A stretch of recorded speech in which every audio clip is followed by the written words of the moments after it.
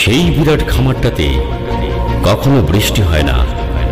আমারই কপালের ঘাম দিয়ে গাছগুলোকে তৃষ্ণা মেটাতে হয়।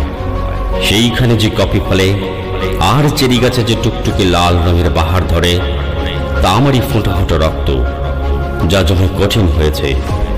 কফিগুলোকে ভাজা হবে, রোদে শুকাতে হবে, তারপর গুঁড়ো করতে হবে, যতক্ষণ না পর্যন্ত তাদের গায়ের রং হবে আফ্রিকার কুলির গায়ের রঙের ঘোর কৃষ্ণবর্ণ।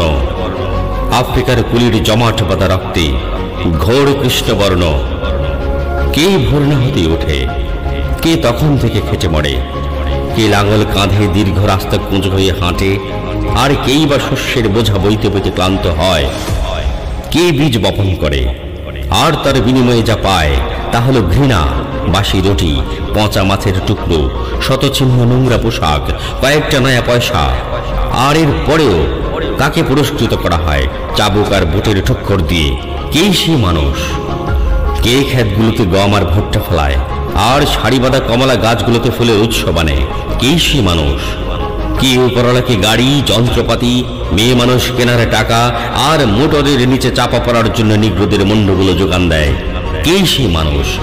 কে সাদা আদমিকে বড়লোক তৈরি করে তাকে রাতারাতি ফাঁপিয়ে তোলে, পকেটে টাকা জোগায়? কে সে মানুষ?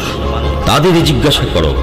যে পাখিরা গান গায়, যে ঝর্ণারা নিশ্চিন্ত মনে এদিক ওদিক ছোটাছুটি করছে, যে বাতাস এই মহাদেশের মধ্যকার মানচিত্র থেকে মর্মরিত হচ্ছে, তারা সকলেই উত্তর দেবে ওই কালো রঙের মানুষটা যে দিন রাত গাধার খাটুনি কাটছে।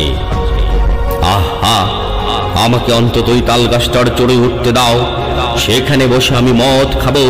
তাল গাছ থেকে যে মদ চুইয়ে চুইয়ে পড়ে, আর মাতলা মনের মধ্যে আমি নিশ্চয়ই ভুলে যাব, ভুলে যাব, ভুলে যাব আমি একজন কালো রঙের মানুষ। আমার জন্যই এইসব।